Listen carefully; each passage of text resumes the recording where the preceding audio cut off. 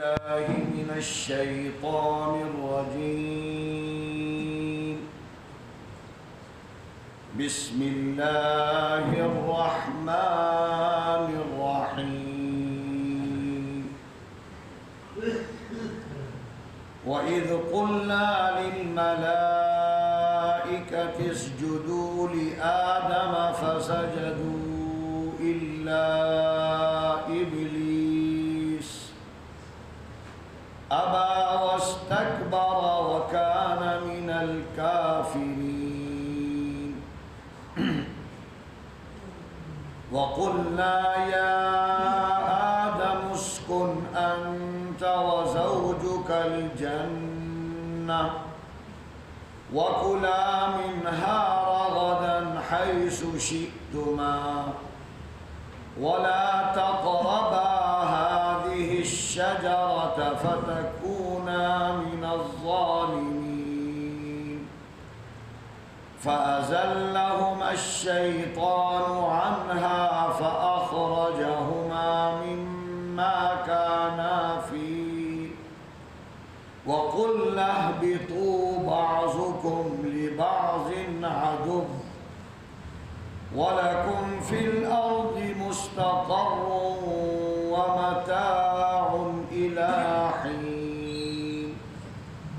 فتلقى آدم من ربه كلمات فتاب عليه إنه هو التواب الرحيم. قلنا اهبطوا منها جميعا فإما يأتينكم مني هدى فمن تبع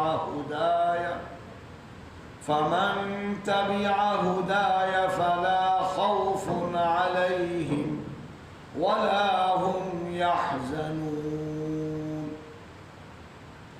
والذين كفروا وكذبوا بآياتنا أولئك أصحاب النار هم فيها خالدون. صدق الله العلي العظيم.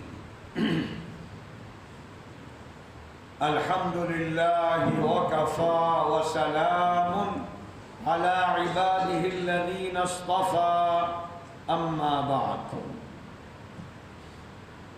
محترم حضرات، دینی اور ایمانی بھائیوں،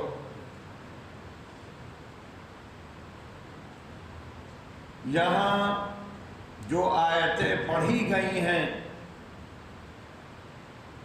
ان میں دنیا کو قائم کرنا اور اس کے لیے اللہ نے ایک نئی مخلوق انسان کی بنائی جن کے جد امجد آدم علیہ السلام ہیں. ذمہ داری اللہ نے اپنی دی کہ ہمارا نظام دنیا میں قائم کرو، لہذا فرشتوں کو یہ اشکال ہوا کہ اتنی بڑی ذمہ داری ہم کو کیوں نہیں دی جا رہی ہے، جبکہ ہم اللہ کی حمد و ثنا میں، پاکی بیان کرنے میں ہر وقت لگے رہتے ہیں. تو اللہ نے فرمایا کہ ذمہ داری کے لیے قابلیت کا ہونا، صلاحیت کا ہونا، استعداد کا ہونا ضروری ہے. وہی آدمی صحیح نظام چلا سکتا ہے جس کے پاس معلومات ہوں، جس کے پاس علم ہو.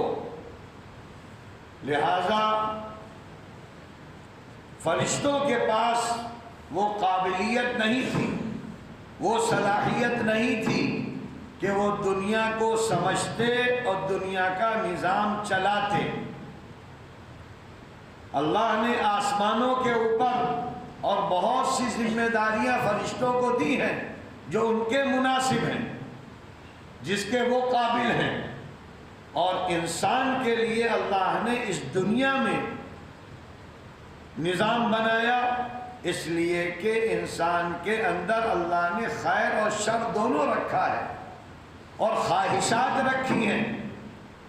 اگر اللہ فرشتوں کو نظام دے دیتا تو کھیتی باڑی، پھل اور خوشنما چیزیں، اس سے کوئی فائدہ ہی نہیں ہوتا، کیونکہ فرشتوں کے اندر بھوک ہے ہی نہیں، خواہش ہے ہی نہیں، تو لہذا وہ نہ کھیتی باڑی کرتے، نہ پھلوں کے چکروں میں پڑتے، نہ غذا کے سلسلے میں، اور نہ حسن و جمال۔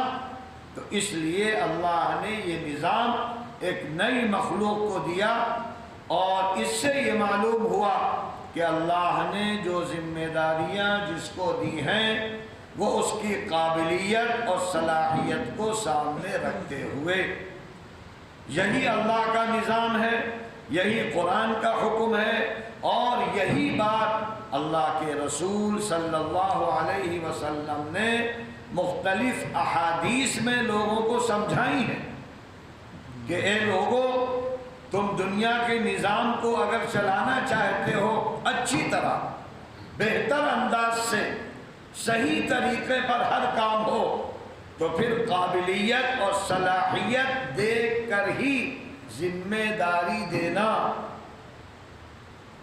ورنہ نظام فیل ہو جائے گا۔ جو شخص خود کوئی کام نہیں کر سکتا تو وہ بے ساکی پر رہتا ہے، سہارے پر رہتا ہے۔ لکڑی کی بے ساکی ہو تو وہ بھی کمزور ہے، اور انسانوں کی جو لوگ بے ساکی بناتے ہیں، خود تو صلاحیت نہیں، قابلیت نہیں، لیکن نوکر چاکر ملازم ان کو لے کے چلتے ہیں، تو ایسے لوگ تو بہت جلدی بگڑ جاتے ہیں، اس لیے کہ نوکر چاکر ملازم جیسا چاہتے ہیں ویسا دماغ بھرتے رہتے ہیں، جس کے خلاف چاہتے ہیں پلاننگ کر کے، سازش کر کے اچھے آدمیوں کو دور کرتے چلے جاتے ہیں، برے آدمیوں کو قریب کرتے چلے جاتے ہیں اپنے مفادات کے لیے۔ نتیجہ یہ ہوتا ہے کہ ذمہ دار ایک دم سے ذلیل ہو کے ختم ہو جاتا ہے، اور اس کی ساری چیزیں ٹوٹ جاتی ہیں، بکھر جاتی ہیں۔ یہی حال بڑے ذمہ دار، چھوٹے ذمہ دار، بڑا تاجر، چھوٹا تاجر، اگر اپنے بیس پر نہیں چل رہا ہے تو ہر آن وہ دھوکہ کھاتا ہے، ہر آن وہ پھسل جاتا ہے، اور اس کے ساتھ جو ہے وہ نقصان اس کو اٹھانا پڑتا ہے۔ اس لیے شریعت نے کہا ہے کہ قابلیت کی بنیاد پر ذمہ دار بنانا، قابلیت کی بنیاد پر امارت دینا، ذمہ دار اور امیر بنانا ایسے شخص کو جو ہر چیز کا خیال کرے، ہر چیز کو خود سمجھے، تو ایسی صورت میں وہ دھوکہ نہیں کھائے گا اور وہ مجبور نہیں ہوگا۔ عام طور پر آپ دیکھیں گے جن لوگوں کے اندر صلاحیت نہیں ہوتی، اگر ان کو ذمہ دار بنا دیا تو وہ حالی موالی پالتے رہتے ہیں، چھوٹے لوگوں سے مدد لیتے رہتے ہیں، اور چھوٹے لوگوں کی وہ ذہانت نہیں ہوتی، وہ تجربہ نہیں ہوتا، اور ان کو لوگ استعمال کر کر کے نظام کو بگاڑتے چلے جاتے ہیں، خراب کرتے چلے جاتے ہیں۔ اس لیے اللہ نے یہاں یہ ذمہ داری دی، اور اس کے بعد اشکال نہ ہو کسی کو، اس کے لیے امتحان، کہ سب کو معلوم ہو جائے اصل کیا ہے، امتحان کریا، اور ماشاءاللہ جب آدم امتحان میں کامیاب ہو گئے تو اللہ نے انعام دیا، اور انعام اتنا بڑا دیا کہ آدمی سوچ نہیں سکتا، کہ جو فرشتے تھے نورانی مخلوق، ان سے کہا اس مٹی کی مخلوق کو سجدہ کرو، جھک جاؤ، اس لیے کہ تم ناکام ہو گئے ہو۔ اس طریقے سے یہاں سجدے کا حکم ہے، اور پھر یہ تذکرہ ہے کہ فرشتوں کے ساتھ جنات بھی رہتے تھے، اور ان کا ایک بڑا تھا ابلیس، وہ عام طور پر جنت میں ان کے ساتھ آتا جاتا رہتا تھا۔ تو حکم تھا فرشتوں کو اور جنات کو کہ سجدہ کرو، لہذا وہاں جو ابلیس تھا، جنات کا سردار بڑا، اس نے سجدے سے انکار کر دیا، یعنی اللہ کے خلاف کھلی بغاوت، جبکہ جانتا ہے کہ اللہ کا مقام کیا ہے، اللہ انتقام کیا لے گا، لیکن آدمی کبر میں، غرور میں، گھمنڈ میں اندھا ہو جاتا ہے، جانتا ہے کہ بربادی ہوگی، لیکن بس دماغ میں ایک جنون ہوتا ہے، اور وہی جنون ہر آدمی کو لے کر ڈوبتا ہے۔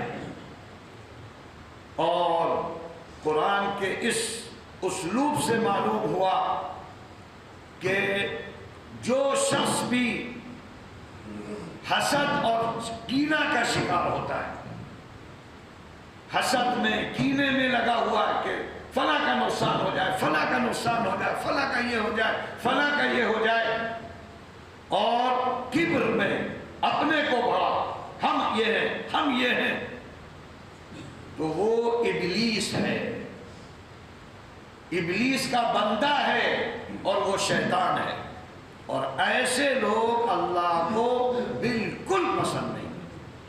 کبر کو تو کہا گیا ہے کہ یہ شرک ہے، شرک اصغر، اللہ کے برابر اپنے کو بنا رہے ہو، جبکہ تمہیں معلوم ہے کہ تمہاری کیا طاقت ہے، تم کسی چیز کے تو مالک نہیں ہو، اپنے جسم کے مالک نہیں ہو، نزلہ ہو جائے، بخار ہو جائے، کھانسی ہو جائے تو مارے مارے پھر رہے ہو، ڈاکٹروں کے چکروں میں ہو، اور جب بھی نہیں ٹھیک ہو رہا ہے۔ کتنے لوگ ہیں ایسی بیماریوں کا شکار کہ لاکھوں روپیہ خرچ ہو رہا ہے، کتنے لوگ ہیں جانتے ہیں کہ ان کے اندر اتنی بھی طاقت نہیں کہ وہ پرندے کی طرح اڑ جائیں، ایک پیر اٹھائیں گے تو دوسرا نہیں اٹھا سکتے۔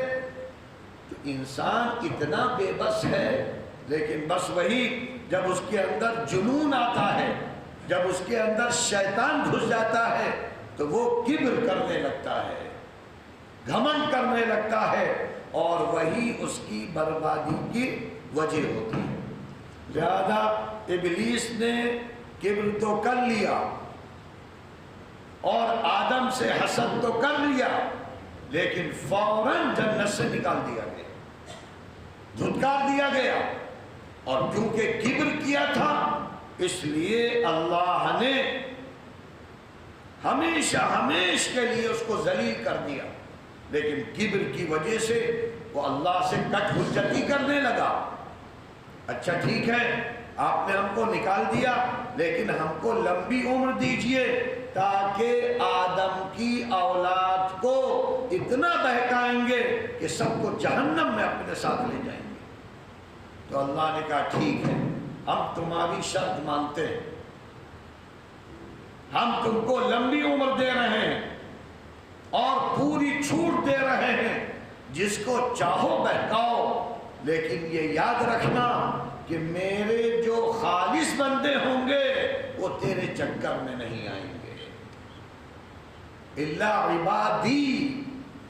تو لہذا ہر شخص کو چاہیے کہ اللہ کا مخلص بندہ بنے، اپنے اندر یہ صفت پیدا کرنے کی کوشش کرے کہ اللہ نے ایمان دیا ہے تو اسی کی بندگی کرنی ہے، اسی کے سامنے جھکنا ہے، اور حسد سے، جلن سے، کبر سے، بدگمانیوں سے اپنے کو بچا کر رکھنا ہے، جب تو ہم کامیاب انسان شمار ہوں گے۔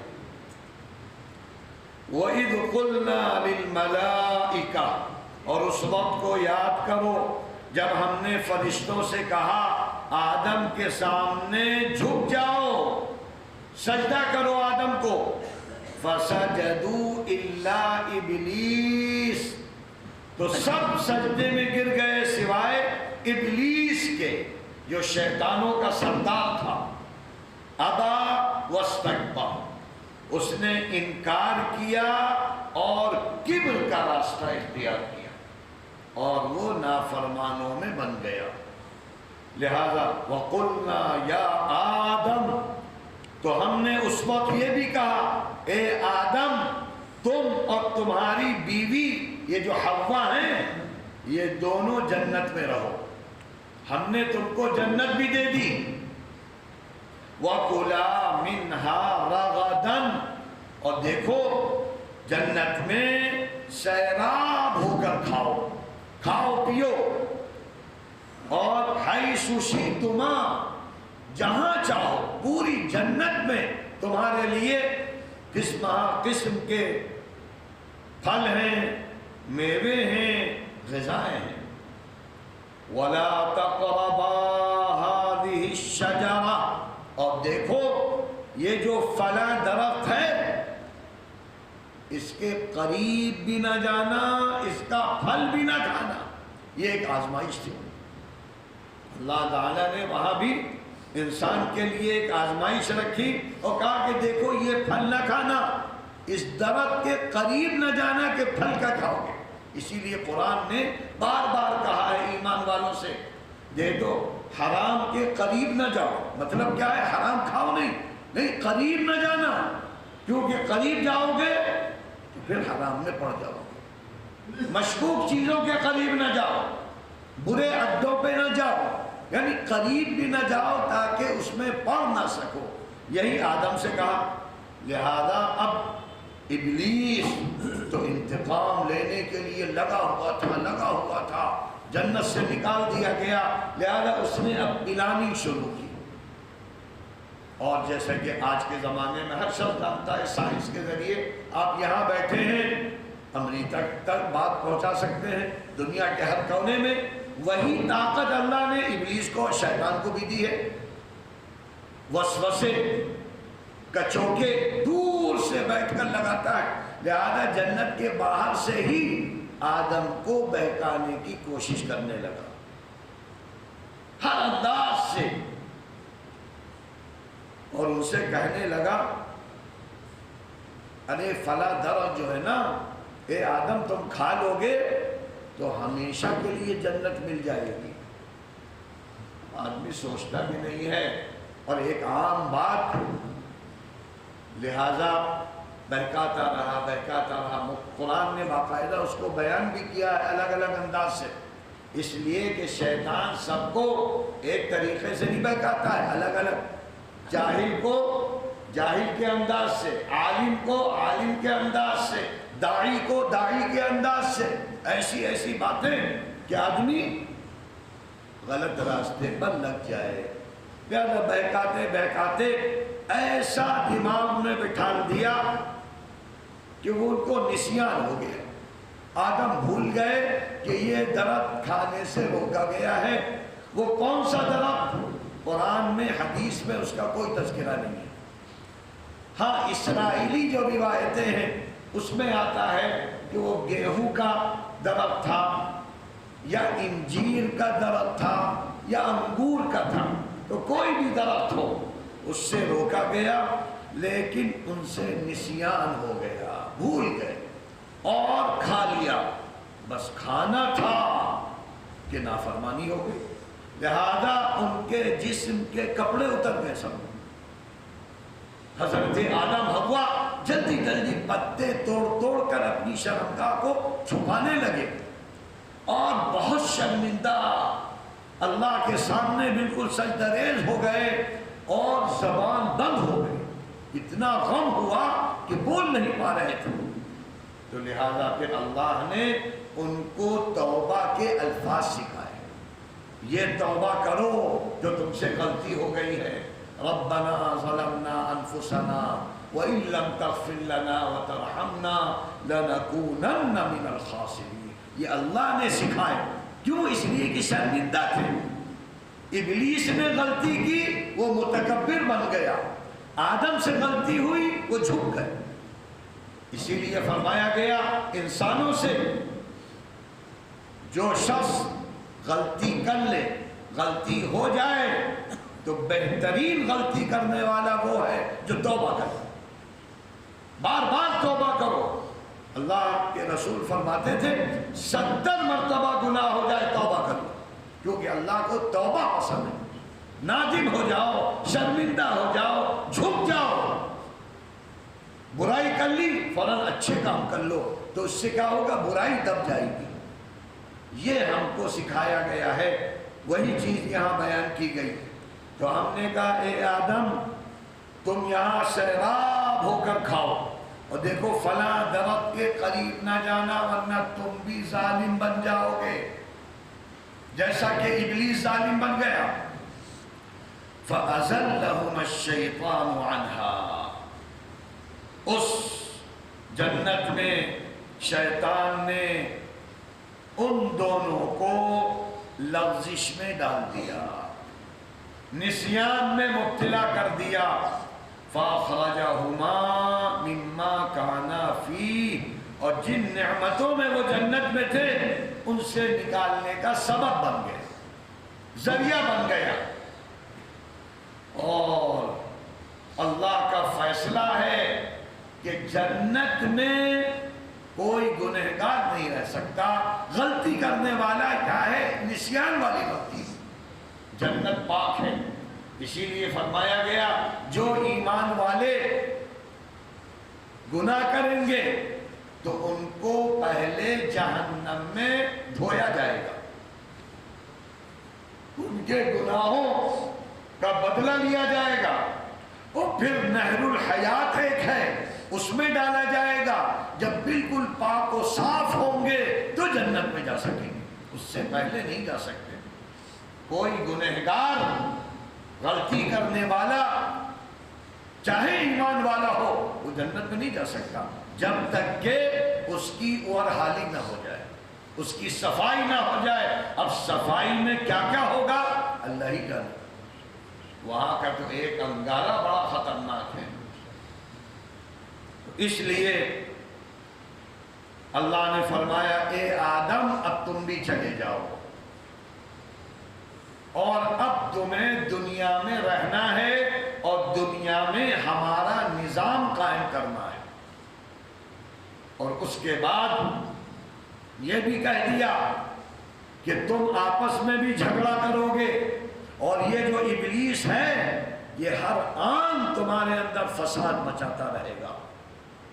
ہر چیز اللہ نے واضح کر دی، دشمن بتلا دیے، اچھائی بتلا دی، برائی بتلا دی، ہمارے اندر عقل دے دی۔ اب ہمارا کام کیا ہے؟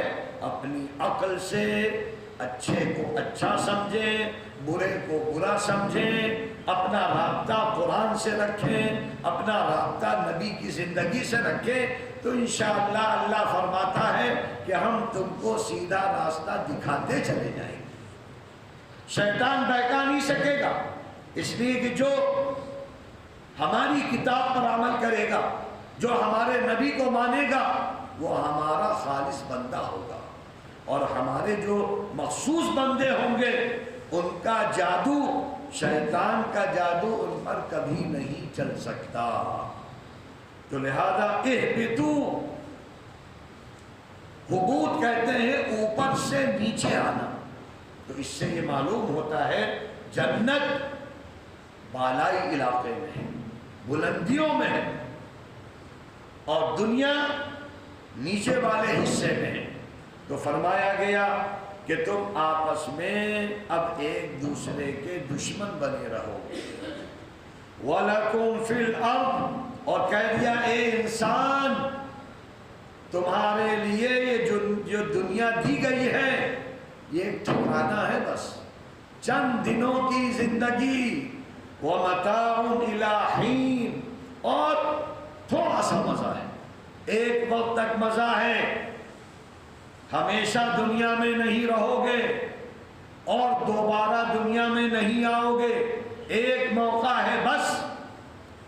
ورنہ آتا ہے قرآن میں کہ آدمی جب میدان حشر میں جائے گا اور اس کو سزا دی جائے گی تو کہے گا اے اللہ ایک موقع دے دے اور دنیا میں جانے کا، اچھے سے اچھا کام کریں گے، نیک کام کریں گے۔ شرک نہیں کریں گے تو اللہ کہے گا کہ ہم نے تو پہلے ہی بتلا دیا تھا، ایک مرتبہ دنیا ملے گی بس، اسی میں صحیح بن کے رہو، موت سے پہلے جو غلطی ہو جائے توبہ کر لو، اس لیے کہ ہم نے توبہ کا دروازہ بہت کھلا رکھا ہے، اس لیے کہ ہم تو غفور الرحیم ہیں اور ستاری کا معاملہ کرتے ہیں، لیکن تم ویسے تو بنو۔ فَتَلَقَّى آدَمُ مِن رَبِّهِ، آدم نے اپنے رب سے کچھ کلمات سیکھے اور فتاب علیہ، توبہ کرنے لگے، بار بار زبان سے ربنا ظلمنا، اے اللہ بہت بڑا گناہ ہو گیا، بہت بڑی غلطی ہو گئی، اے اللہ تو ہی معاف فرمانے والا، تو ہی معاف فرمانے والا۔ لہذا اللہ نے معافی کر دی اور اللہ کہتا ہے انہو هو التواب الرحیم، اللہ تو توبہ قبول کرنے والا اور بڑا ہی رحم کرنے والا ہے۔ قُلْنَا اهْبِطُوا مِنْهَا جَمِيعًا، اب ہم نے کہہ دیا سب سے، یعنی آدم سے، حوا سے، ابلیس سے، کہ تم سب یہاں سے چلے جاؤ دنیا میں، اب جنت ہم دیں گے ایمان و عمل کی بنیاد پر۔ ابھی تو ویسے ہی آ گئے تھے، لیکن اب دنیا والوں کو، انسانوں کو جنت ملے گی ایمان اور عمل کی بنیاد پر۔ لہذا فَإِمَّا يَأْتِيَنَّكُم مِّنِّي هُدًى، جب تمہارے پاس میری طرف سے ہدایت آئے، لہذا اللہ نے حضرت آدم سے لے کر آخری نبی محمد عربی صلی اللہ علیہ وسلم تک بہت کتابیں اتاری، 1,24,000 انبیاء بھیجے، اسی لیے تاکہ لوگوں کو معلوم ہوتا رہے کہ ہدایت کا راستہ کون سا ہے۔ فَمَن تَبِعَ هُدَايَ، جو میری ہدایت کو، میرے راستے کو قبول کرے گا تو اس کا فائدہ کیا ہوگا؟ فَلَا خَوْفٌ عَلَيْهِمْ وَلَا هُمْ يَحْزَنُونَ، ان کے لیے کوئی خوف نہیں، کوئی ڈر نہیں ہوگا، کوئی غم نہیں ہوگا، یہ تمنا نہیں کریں گے دنیا میں آ جائیں، اس لیے کہ وہ تو اچھے اعمال کر کے گئے، وہ تو ایمان و عمل کے ساتھ ہیں، ان کو تو اب جزا لینا ہے، انعامات لینے ہیں جو جنت میں ملیں گے۔ والذین کفروا وکذبوا، ہاں جن لوگوں نے انکار کیا اور ہماری آیتوں کو جھٹلاتے رہے، قرآن کو مانا نہیں، جھٹلایا کسی نے زبان سے اور کسی نے عمل سے، جو عمل سے جھٹلائے وہ بھی نافرمان، جو زبان سے جھٹلائے وہ تو کافر ہو جاتا ہے، عمل سے جھٹلانے والا نافرمان، منافق۔ اس لیے ہر شخص کو چاہیے کہ زبان سے بھی نہ جھٹلائے اور عمل سے بھی نہ جھٹلائے، یعنی نماز نہیں پڑھ رہے ہیں اس کا مطلب ہے کہ آپ نماز کا انکار کر رہے ہیں، روزہ نہیں رکھ رہے اس کا مطلب ہے آپ روزے کا انکار کر رہے ہو، آپ اچھی طرح تجارت نہیں کر رہے، سچ نہیں بول رہے، اس کا مطلب ہے کہ آپ تجارت میں جھوٹ بول رہے ہو، ظلم کر رہے ہو، ناانصافی کر رہے ہو۔ تو فرمایا گیا کہ دیکھو عمل سے بھی انکار نہ کرنا، زبان سے بھی انکار نہ کرنا، عمل سے انکار کرنے والا فاسق، فاجر، منافق ہو جاتا ہے، جس کی بڑی دردناک سزا ہے، جس کے بارے میں پہلے آ چکا ہے۔ اور نہ زبان سے انکار کرنا ورنہ کافروں میں شمار ہو جائے گا اور پھر کبھی جنت مل ہی نہیں سکتی۔ اولئک اصحاب النار، یہی وہ لوگ ہیں، یعنی جو ہماری آیتوں کو جھٹلاتے ہیں وہی ہیں جہنمی، اور ہم فیہا خالدون، اور یہ لوگ جہنم میں ہمیشہ رہیں گے۔ کافر اور مشرک کبھی بھی جہنم سے نہیں نکالا جائے گا، اس لیے پناہ مانگنی چاہیے شرک سے، کفر سے اور کھلی کھلی نافرمانیوں سے۔ اور اللہ نے اتنی بڑی دولت ایمان کی دی ہے، اس کی لاج رکھنی چاہیے، اس کی قدر کرنا چاہیے، اور دیکھتے رہنا چاہیے کہ کہیں ہمارے نفس کے اندر ابلیس تو نہیں آ گیا، کبر تو نہیں آ رہا، غرور تو نہیں آ رہا، حسد و کینہ تو نہیں آ رہا، کہ جس کا نتیجہ ہوگا کہ ہم ایمان سے دور ہوتے چلے جائیں۔ وآخر دعوانا ان الحمد للہ رب العالمین۔